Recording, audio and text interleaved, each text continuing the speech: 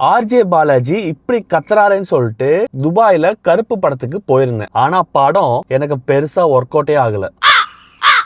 படத்தோட ஸ்டோரி என்னன்னு கேட்டீங்கன்னா, ஆர்ஜே பாலாஜி வக்கீலா இருக்காப்ல, மக்களை ஏமாத்தி சம்பாதிக்கிறாப்ல. கேரளால சேர்ந்த ஒரு அப்பாவும் பொண்ணும் சென்னைக்கு வராங்க. அவங்களுக்கு ஒரு பிரச்சனை நடக்குது. அந்த பிரச்சனையை தீர்க்கறதுக்காக ஆர்ஜே பாலாஜி கிட்ட போறாங்க. ஆர்ஜே பாலாஜி அவங்கள ஏமாத்திடுறாரு. இதுக்கிடையில அந்த கேரளால இருந்து வந்த அந்த பொண்ணு செத்து போயிடுறாங்க. அதுக்கப்புறம் அவங்க அப்பா ரொம்ப ஃபீல் பண்ணி கருப்புசாமி கிட்ட போய் கருப்புசாமியை கூப்பிடுறாரு. அந்த கருப்புசாமி தான் சூர்யா. இவங்களுக்கு நியாயம் கேட்கறதுக்காக மனுஷனா மாறி சூர்யா வக்கீலா உலகத்துக்குள்ள வராரு. அதுக்கப்புறம் ஆர்ஜே பாலாஜிக்கும் சூர்யாவுக்கும் நடக்கிற கிளாஸ் தான் மிச்ச ஸ்டோரி. படத்துல நெகட்டிவ்னு கேட்டீங்கன்னா, சூர்யா வந்து ஒரு சத்தியம் வாங்குவார், இனிமேல் நான் யாரையும் அடிக்க மாட்டேன் அப்படிங்கறதாகட்டும். அதுக்கப்புறம் கதையில யாராவது செத்து போயிட்டாங்க அப்படின்னா ஹீரோ எமோஷனல் ஆகி வில்லன்களை பந்தாடுறதாகட்டும். இதெல்லாம் வந்து நிறைய படத்துல பார்த்தாச்சு. திரும்ப அதே எடுத்து வச்சிருக்காங்க. எனக்கு அதெல்லாம் ரொம்ப கனெக்டே ஆகல. ஆக்சுவலா இன்டர்வல் சீக்வென்ஸ் செமையா இருந்துச்சு. ஆனா செகண்ட் ஹாஃப்ல ஸ்டோரியே கிடையாது. எங்கெங்கயோ ஸ்டோரி போகுது. சிங்கம் சூர்யாலாம் வராப்ல இடையில ஒன்னும் புரியல. ஆக்சுவலா மொத்தத்துல படம் எப்ப இருக்குன்னு கேட்டீங்கன்னா, சூர்யா ஃபேன்ஸ்க்கு ஒர்க் ஆகலாம், கடவுள் பக்தி இருக்கவங்களுக்கு ரொம்ப ஒர்க் ஆகலாம். மத்தபடி